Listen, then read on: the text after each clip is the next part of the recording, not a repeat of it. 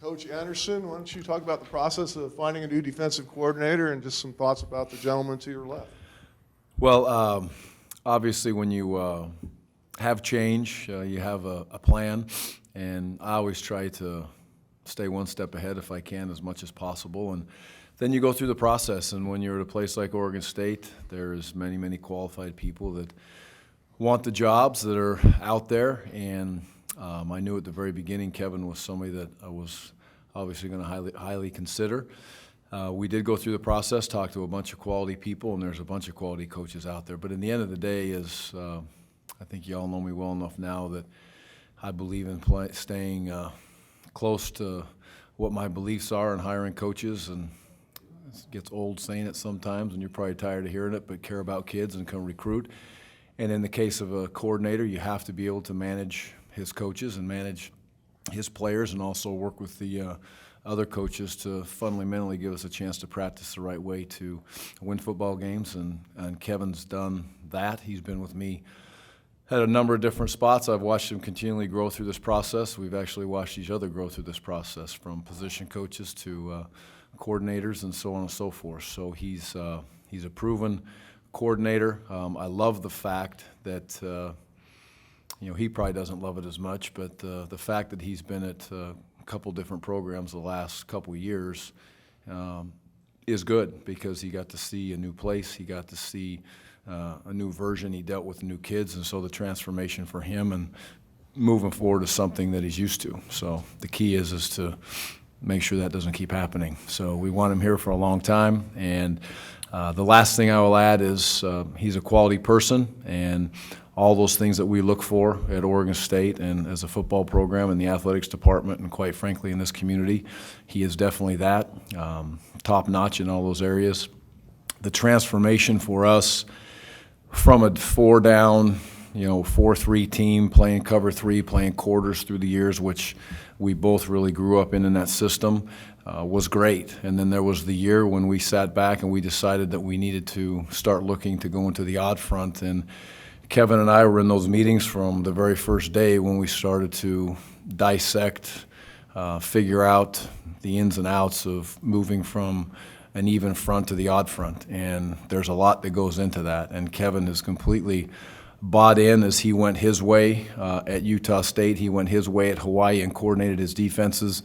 Obviously, we went to Wisconsin, and I'm very excited to get on the board starting Monday and kind of see what he's done and where he's taken the odd front, and kind of what we did when we went to Wisconsin. So we started it together, we branched off, and still have our beliefs in the core of the odd front and all the things that come with it. But when you move away, you get to have your own brand and your own ideas that come. So I think putting those together is going to be exciting for us as coaches. I'm excited to get back in that room and kind of get things started as we move forward. But his defenses have been very successful. Tough-minded guys play hard, and we need a great teacher.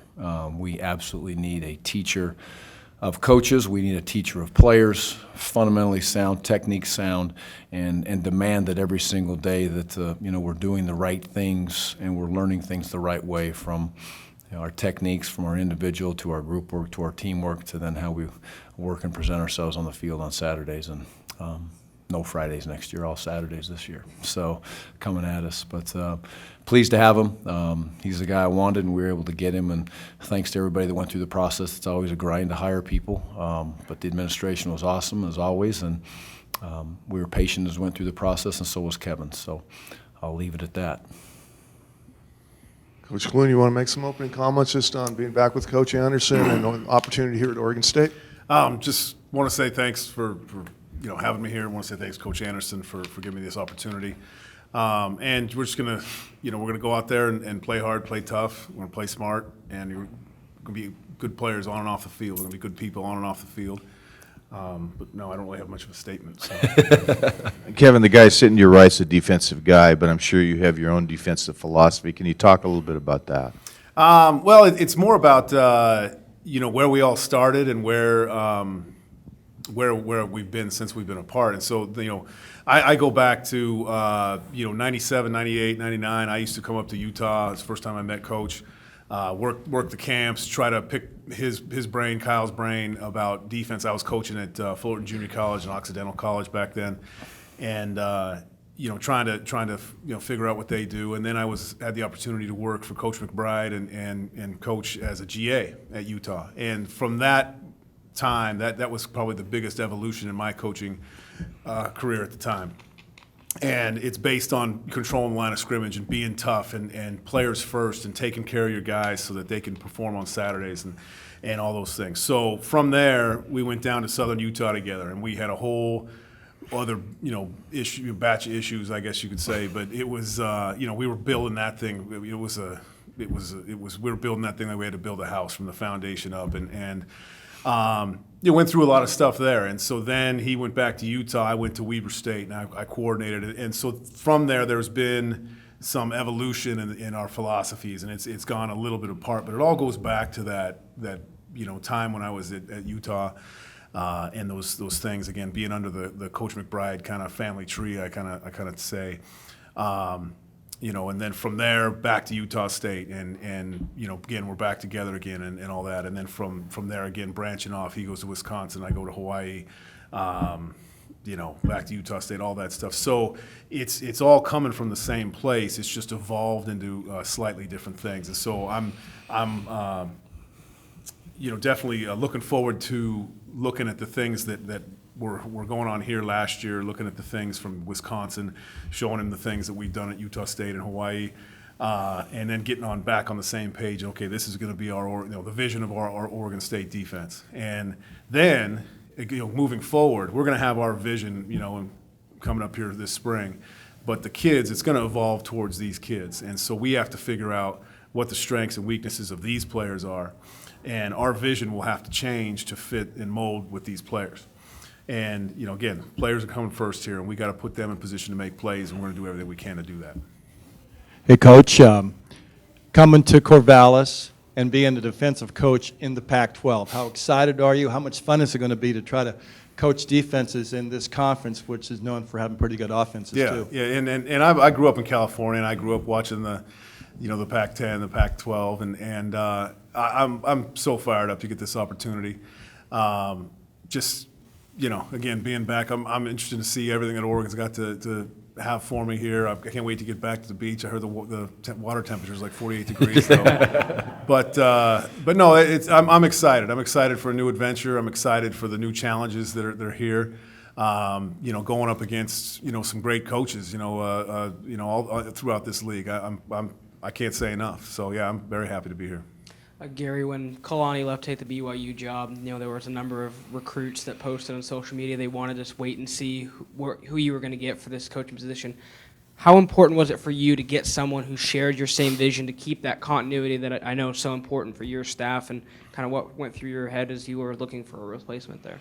Well, it was very important, to share the same views and the beliefs that we have.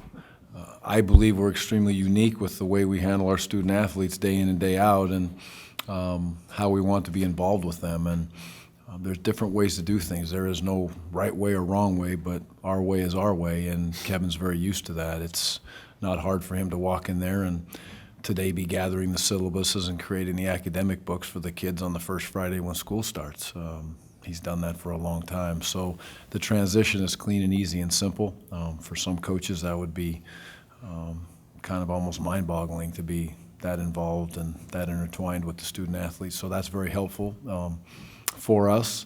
And from a student athlete standpoint, that's all good. From an athletic standpoint, as far as the kids in football, he knows how we teach. He knows how our weeks are basically going to go. And like I always say with coordinators, it's Kevin's defense. I'm going to have an opportunity to be involved on the defensive side of the ball. I'm excited. But it's his defense. And just like the offense is now in the hands of Kevin McGiven, and it's in the hands of Coach Woods. And I'm completely comfortable saying that, and I'm excited to be involved, but he'll evolve and move the kids in the right positions. And he just says the right things. It's player-driven, and that's one thing that we need to continually keep focused in as we go forward on offense, defense, and special teams. Is I believe in this, especially at this level, offense, defense, special teams has to be player-driven. It can't be scheme-driven. And that's imperative, and Kevin's been very, very good at that for many years. Kevin, with your time in Hawaii, do you remember some of the personnel for Oregon State? Are you familiar with some of these players already? Yeah, I remember Mannion throwing all over me, but you know, I got to say, like, I of all year, it seemed like Mannion knew exactly what he wanted to do, and of all the quarterbacks who played that year, I was impressed with him, and I told him that after the game. But no, I do remember some of the guys. I mean, that was a very senior-heavy defense, a very senior-heavy team, I thought. But I've known Harlow for since he was in freshman at San Clemente, all that stuff. So I know some of these guys. And I know, and Coach was talking about being player-driven. Will that sort of determine what kind of defense you play? I mean, you're not locked into a certain formation, a certain base, or anything at this point. Well, like I said, I have a vision of what I want to get done, and now you can't just force kids to do exactly what you say. They have their own athletic personalities or skill sets or whatever you want to say, and so we can't cram square pegs into round holes, type thing. So we're going to have to figure out. I'm going to have to figure out. Coach probably knows better than I do what they can do, what they can be successful at, what they're not, what their weaknesses are, and then my vision has to evolve to what they can do. And yeah, we have a vision of what we want to do in this league, but the players are going to be the ones that direct this thing. Kevin, Coach Andersen just sort of mentioned his process, but kind of how did the process go down from your perspective as far as as soon as this job came open, did a light bulb go off in your head, or just how did it go from your perspective? Well, no, the main thing is that we were still in bowl prep and we still had a bowl week, and so honestly, I really closed out my phone and didn't want to talk to anybody during that whole mess because winning that bowl game was very important to me. So afterwards, then that became like, yes, I'm very interested. I'd love to take this jump. When we started talking and all that, and then there's all the legal issues of getting all the right paperwork, the right place, and all that stuff. But yeah, thank you, bureaucrats, for that. But no, it was something that I definitely was interested. But that bowl week there was nothing but concentration on that. And it was good for me because I got to walk around the lobby of the hotel and I didn't have to worry about talking to Kevin about a job. I just got to be a dad for a few days with the kid on the team, so that was fun. Hey, Coach Andersen, when Kevin says you guys are going to sit down and kind of talk maybe how things have branched a little bit with what he's done at Hawaii, Utah State, and so on, but you have enough sense that it's still going to match up. You're not going to go, what is this? You like the idea that there are some variations when you talk about what kind of defense you're going to play here, but you don't know all of that quite yet. Is that accurate? Yeah, absolutely. There's tweaks. Most of those, we will be in this league. I do know this, and you want to do all you can against the spread teams. So if you just look at it and you say you have Washington and State and Cal who really love to throw the ball around, and the odd front with a quarterback not being able to identify you, and we'll do a great job now with Kevin as far as put ourselves in position where are we coming from, what are our positions, what are the coverages going to play behind that, and then you're going to get against a Stanford, you're going to get an Arizona, you're going to get against a Colorado, where those guys are much different now. They like to they would really like to wear you out, and not that the other guys don't want to run the ball, because they do, but there are different philosophies, which we all know if we just look at the numbers, and so you will have to change. There will be times when you'll see we will need to get into a four-man front. If you're going to line up and play a three-man front against Stanford, good luck to you. You're just going to have a hard time being able to get that done, and so we will evolve as we go through there. We'll be able to share a vision of what the league is now that we've been through it one time, and that'll be good for Kevin, but he'll also be able to share what he's done. Now, he did play a couple teams last year, Washington and Utah, right? So he's had some familiarity with the league down those lines, so it's going to be fun. I'm excited. I'm juiced up to get in that room on Monday and be able to start talking some ball. Coach Clune, when in a process like this, do you immediately go to YouTube and video and tape and say, oh, let's see what we're getting into here, even before you've decided to come to a place? How much of Oregon State's players do you know defensively and the personnel and all of that through the process of waiting for signing deals and everything? Well, I first of all knew a lot of the kids through recruiting. You just end up knowing, a lot of the kids, and over the years, and I'm a football coach, but I'm also a college football fan. And anytime these guys were on TV last year, I was able to either watch it or tape it and watch it later. But so you just know a little bit. But there's a little bit about where you want to investigate all the different things that may have happened in the years past. But there's also walking in kind of with a clean slate and not trying to have any prejudices about the different players or whatever. So it's just a little bit of both on that. And I don't want to make any decisions off of last year stuff. I want to make decisions off of this spring and what I see in the kids. Going off of that, Kevin, have you been able to talk to any of the defensive players yet, just to introduce yourself or whatnot? And what have you told them, and what have been your impressions so far of these guys? My impressions are it looks like a bunch that wants to get to work. But basically, I just told them that we're going to do everything we can as coaches to put them in the position for success. They need to take care of their lives, football lives, their school lives, their lives out in the community, and we'll always be there for them if they're trying to do everything they can do the right way. It's more encompassing than people think. With all the way down to what you're putting in your body, your nutrition, your eating, and your body weight. All that difference, those little things. We're going to be there every step of the way for them as coaches, and so. That's basically kind of what I told them, was that we're going to be there for you. They got to take care of their side of things, and we're going to find a way to get success. Gary, Kevin sort of mentioned your days back at Utah, even as getting first linked up. When did you kind of realize that he was a guy that, okay, he can be a coordinator, he's gonna have a big future in coaching? Just when did you kind of maybe first notice that? Well, gosh, if you go way back, you're testing my memory and my older age now, I guess. If I go back to that time, I would say Kyle and Kevin had a relationship, and like Kevin said, he would come up for the camps, and he always was kind of basically beating down the door to have an opportunity to get with us in whatever role that was going to be. And that's what you look for in a young coach, whether it's going to be a GA or an admin or whatever it is. It's like, I don't care what I get, I don't care what I have, I don't care what my office is, I don't care if I have an office. I'm going to be there when you tell me I can be there, and that's what Kevin did. From there, I just watched him grow through. He proved very early that he had enough experience to handle a position room, and he got that very early as a GA, and he moved through that process. So he became a graduate assistant, and there's different graduate assistants. There's graduate assistants that handle a position group in this day and age, and way back then also, and then there's GAs that are graduate assistants that are more involved with a coordinator and not involved with the kids. Well, he was always the one that was involved with the kids.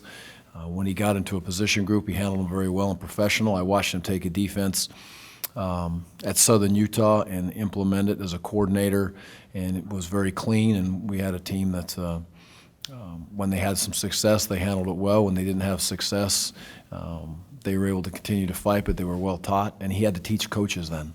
And that was the biggest thing. We were such a young staff. Yes, he was a young coach. I was a very young head coach, and we all had to teach each other. So Kevin's ability to teach coaches, teach players, manage a side of the football was proven to me at a very young age as far as where he was in the coaching profession, and it's done nothing but continue to grow. So he's a great recruiter. I mean, the guy last night gets cleared, and within 10 minutes I don't know how many kids he got last year, or last night, excuse me, but I think he's got all the every one of those young men that he could get that are either committed to us or part of us. He's touched them already in less than a 24-hour period, and that's important. I think he's got 2 left to go that he couldn't get because the time frame as far as where they're at, East Coast, wherever they may be. So he's a professional. Kevin, do you remember beating down the door, so to speak, at Utah? Yeah, there was just lots of times when you're just a football junkie, and so you'll go and you just want to hear what this coach has to say or that coach has to say. And there's, I wasn't making much money back then, but found a way to get up to Utah to work the camps, and it was just an excuse. I made $200 that week at the camp, who knows what, but it was a chance to talk to these guys about. The other guys made a lot more than that. Yeah, I know. Yeah. But just talk to the coaches about, hey, what are you doing versus this, or what this technique, or those types of things. And it was just, football's a passion that way. and it consumes you, and you find a way to, I don't know, quench that need. And then Gary, you sort of alluded to it earlier, but you've made quite a few shifts on your staff as far as guys changing what position group they're coaching. You're now coaching the defensive line. Just can you take us through your thought process behind those kind of more subtle moves versus this is obviously a big one? Yeah, that's, I'm glad you brought that up. I think it's important to talk about and make sure that we all have a vision of where I was going with that. After a cycle in this league and the way we want to play offense and what we believe we need to get done on offense and the way we want to play on defense and what we believe we need to get done on defense, we need 5 coaches on each side. And it was very important. And then some quality GAs, especially on the offensive side of the ball because of the number of position groups we want to play with. So I sat back and I looked at it. You know, it's been since 2008 since I've coached the defensive line, and I've had some very good defensive line coaches with me.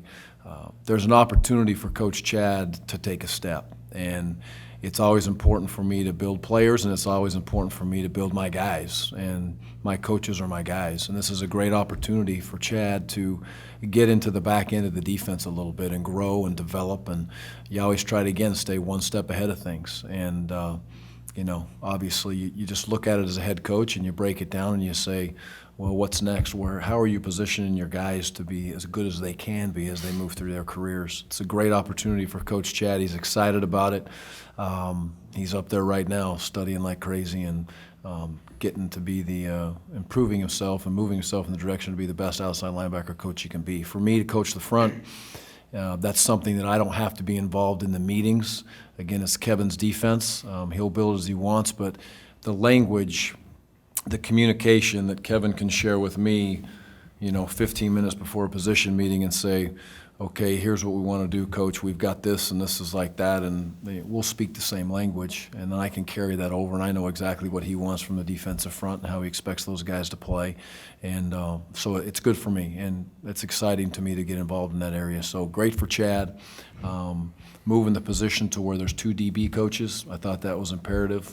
A safeties coach, have a room for the safeties, have a room for the corners is I think vitally important for us, the way we want to be able to try to move with people and play with different positions, with different packages on defense. So that was kind of the mindset. You know, on the offensive staff, we've already talked about that in the past. It was getting the best people in the best spots to be able to allow us to continue to move forward. And I think that's what we've done, and the coaches are all on board and they're excited about it. So it's all about positioning and giving the kids the best opportunity to learn and then be able to execute and take care of their business as they go through their preparation through this winter conditioning and spring ball. Kevin, you know, Gary kind of already mentioned it, how you've already contacted recruits. You know, Oregon State so far has built a very, very solid recruiting class. How important was it for you right away to go in and talk to those kids and say, you know, this is my vision, I want to be involved with you, and keep that good class, since it'll be key to, you know, building Oregon State's defense, taking the step? Recruiting is obviously the lifeblood of what we do. And again, bringing in quality players, quality people into this organization, that's number one. And so, yeah, it was important. Last night, got on the phone and basically just told them that I'm excited. I'm excited to coach them. I'm excited. You know, I know most of the guys, again, through recruiting, we kind of have watched everybody. But, you know, I'm excited to coach them. I'm excited for the future here.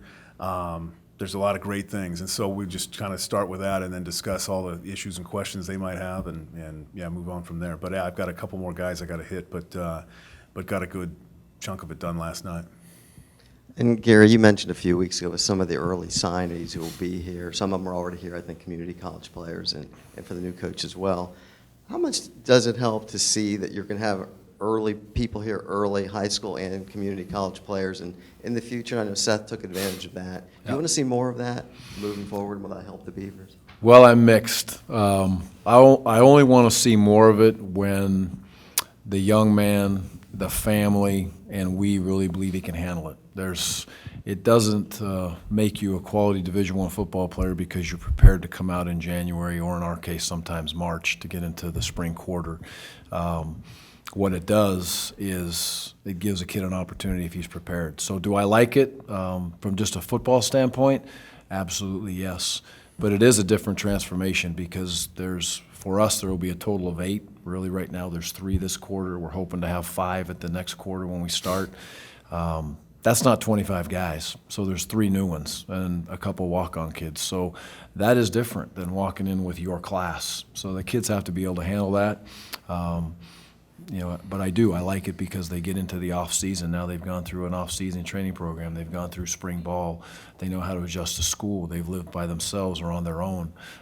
They know what the dorms are. There's so many things that are positives to it, but it is not for everybody. So it's you have to educate ourselves, the staff as a whole, parents, the kids, coaches, to let them know that we want what's best for the young man. And if it's time, it's time. If it's not, it's not. Now, junior college players, it's gotten harder and harder and harder to get junior college players in. But you would love to have those young men here in January.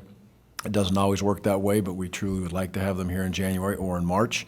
And for the most part for us, that's going to work out this year, because when we recruit a junior college kid, we expect him to come in and play. We don't go out and recruit a junior college kid to say, hey, we're excited about you being the third nose guard. That's not why we recruit those kids. We ask them to come in and compete for a starting job, and then they steer their ship from there. If they earn it, they get it. But we believe they can come in and compete and be a starter for us.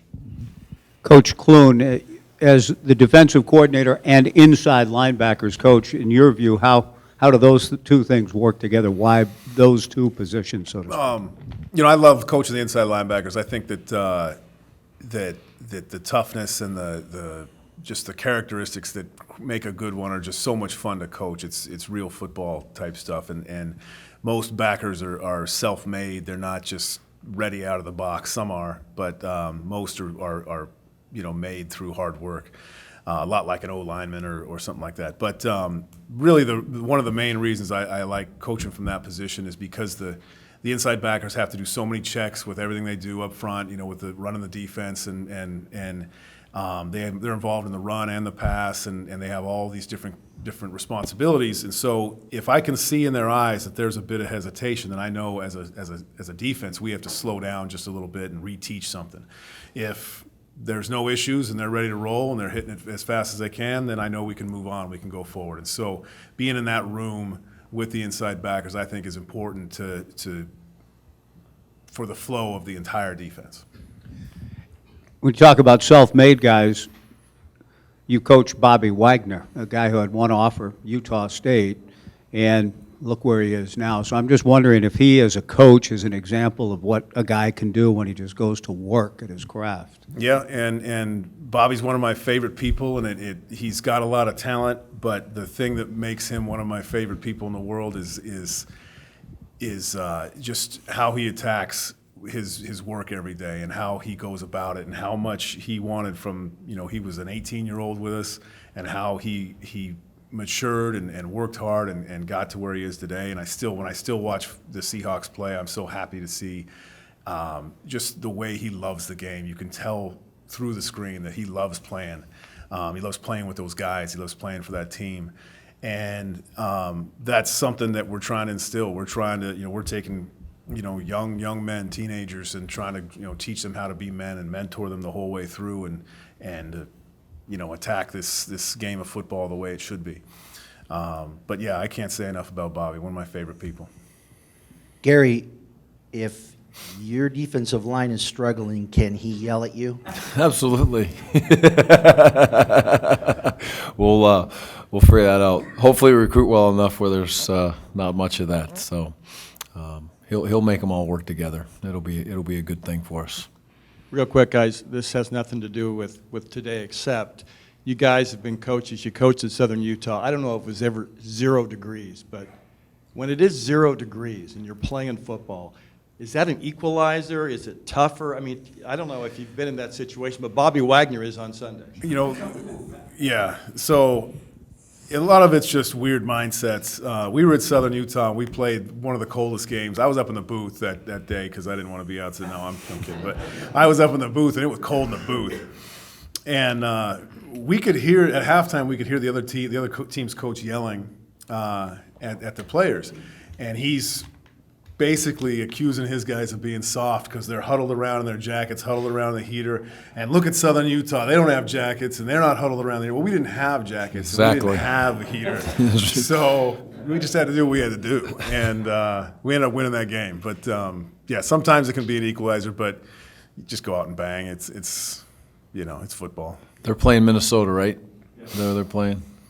Well, I would say this for Bobby and the Seahawks. No matter how cold it is in that game, I promise you it will not be as cold as it was the first time we played in that stadium when we were at Wisconsin and we played Minnesota. It was, that's not cold. There's another word for it, but I can't say it up here. So, kids prepare. I think in this league you need to be prepared for that. You need to be prepared for weather. You need to be prepared for cold.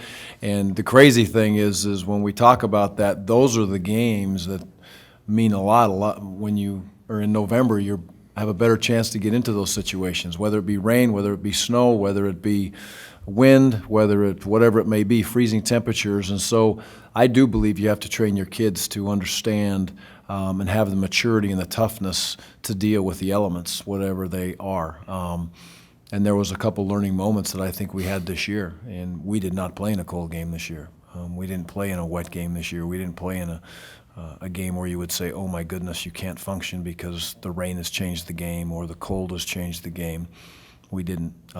So we pointed it out then, and I hope the young men that we pointed it out to have grown through that. So we'll find out.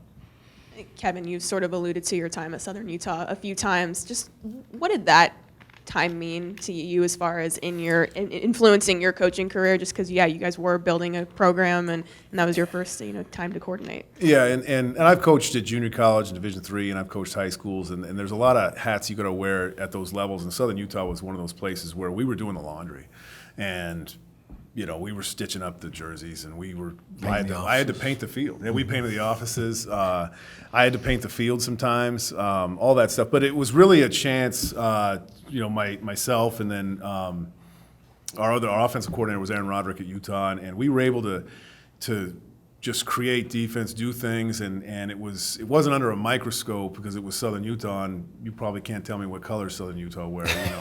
Red so and white. Nobody cared, but we were able to get out there and coach, and you didn't have maybe a lot of people looking over your shoulder, but we were able to get down and figure out what our personality was going to be as a coach, or like things like that, and again, as a young person, I was trying to just emulate, hey, this is what worked at Utah. Well, it won't work at Southern Utah. We got to come up with something new, and this is the way it's got to be. And the same thing at every stop I've been. Weber State's a different situation. Utah State was a different situation. Hawaii, much different situation. And this will be again. So it all goes back to trying to figure out what these players' strengths and weaknesses will be, and what the strengths of Oregon State will be, and try to play towards those. And then what do you remember about when you guys were at Utah State together and you did make the transition to the 3-4? Just how did you go about that, and how much did that help you again as you went through your There's a lot of things that we were working on, and and it was, some of the transitions were very simple because, okay, we can go from our 4-3 mentality and just push it right into this and it'll work. Other things were much different, but a lot of people who, if you're a quarterback or a center, as you start to tag, okay, this is what they're in, you can disguise so much more stuff in the 3-4. You can put players in so many different positions, and again, you can play, and I keep going back to this, but in the 3-4, you can play to somebody's strengths on your team better because, well, he does this skill set well and this one not so well, so let's just put him in those situations. And the 4-3 may be a little more rigid than the 3-4 in that aspect, but we had a lot of fun with it, and it just suited our guys better in what we did. Kevin, Gary talked about teaching other coaches in addition to players. What's your relationship with other members of the defensive staff that you're coming in with? Well, Coach Chad and I worked together at Weber, and we worked together. We had side-by-side offices at Utah State, and so we were together 6 or 7 years, I don't know, before this. And he was coming from Baldwin High School out on Maui, and this was his first college gig. And so, going back to, okay, this is this is how you recruit, or even the recruiting tests, trying to get those guys through that. Because when I was at Weber State, I had 3 brand new coaches that had never coached college before. So getting them just through recruiting tests, or how you recruit, or how you can make calls, and from square one on, we kind of grew up together in that aspect. Coach Dio, Coach Odom, I've known, but I haven't worked with yet. But I've known about him, and we've discussed ideas. Again, he was running the 3-4 already at SMU, and we picked his brain a little bit. He was at Utah way back. He was a GA at Utah State. Is that correct? Yeah. So I've known him, but haven't worked with him. So I've known him for a while. Corey met last week, and Corey Hall, and I'm excited to work with him and all the different things that he's got experience with, whether as a player or as a coach. So, am I not supposed to say that? I don't know. Let's just scratch that. But yeah, hopefully I'm working with him. I don't know.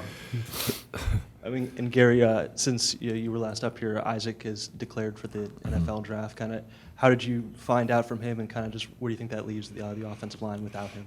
Well, Isaac went about it the right way. When you have young men that are trying to make a decision to go to the NFL, or even, get their feet wet and turn in their papers and see where it sits, I think it's a great thing. And Isaac was professional. He got the information that he needed, and when it was time that he had made that decision, he was very good. He communicated to us, and it was very hard for him to be able to tell us that's where he wanted to go. And I am never going to fault a young man for staying or going. It's just like in recruiting.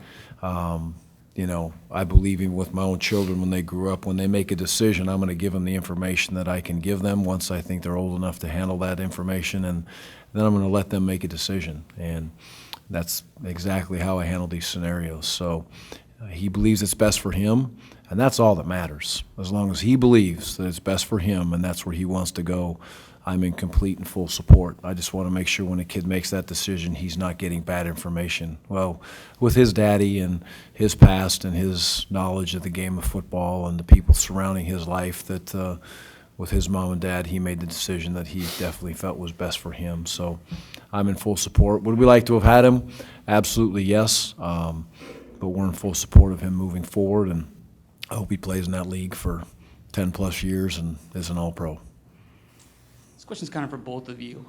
We've talked about the rebuild a lot, and how much of that is a selling point with trying to snag Coach Clune, and did it work? Like, does that rebuild entice you, having done it before? Well, I think that if you're really, the rebuild to me is, we like, a lot of people like to turn around and talk about it. We discuss where we're at. For us, it was imperative that we talked about a change of culture. And that's something that I shared with Kevin and whoever that cornerback coach is going to be as we've gone through time.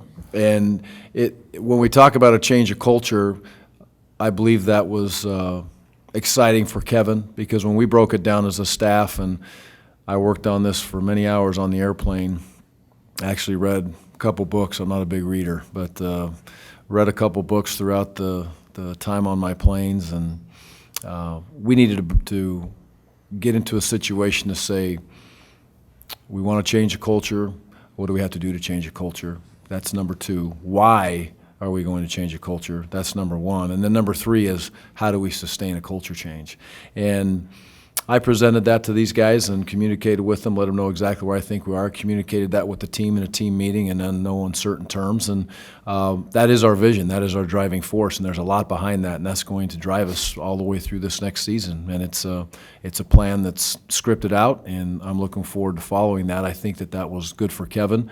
But if you get to come into a place where is committed from a university, when you walk around, you're able to see, you're able to understand. I'm able to share with Kevin that where we've come academically, we walked in here to where it started from a lot of different areas. Without sharing numbers with you, it's we have a very solid foundation of where we are academically, and that's a great place to start. I believe our kids are starting to understand how solid their foundation has to be socially, and in turn, that's going to build a foundation that gives us a chance to be able to play meaningful games in November, compete for championships. And we're not going to talk about wins and losses, how many we're going to do, how great we're going to be. We're not going to flap our lips about anything, but I can comfortably say right now, on the football field, we are not competing anywhere near where we expect to be, nor anybody in Beaver Nation expects us to be. But academically, we're playing for championships. We're going to big-time bowl games,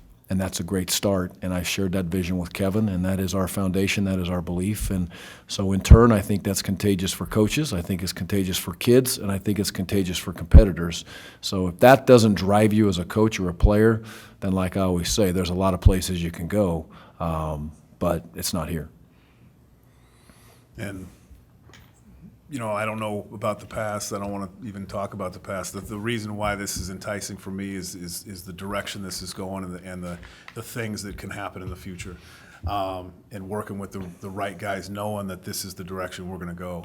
And so, it's the future around here is wide open. We can create our own success, and that's what excited me. Thank you, coaches. Don't forget about the facility now. Go take a look at it. It's pretty cool down there. Thanks, guys. Thanks, babe. Yeah.